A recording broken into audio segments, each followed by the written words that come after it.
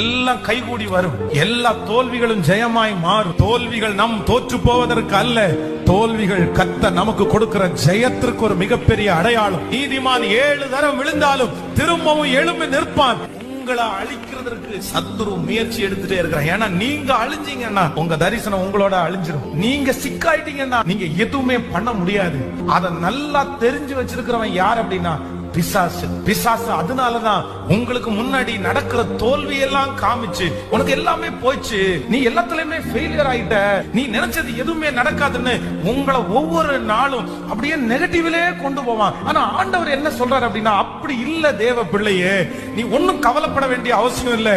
எல்லாமே உன்னை விட்டு போனாலும் தைரியத்தோடு இருப்பாயானால், மனசை தளர விடாம இருப்பாயானால், சகலத்தையும் உனக்கு திருப்பி தருவேன். நீ அந்த உயர்வை காண்பாய். ஒரு நாள் கர்த்தர் உங்களை அலங்கரிக்கிறத நீங்க பாப்பீங்க.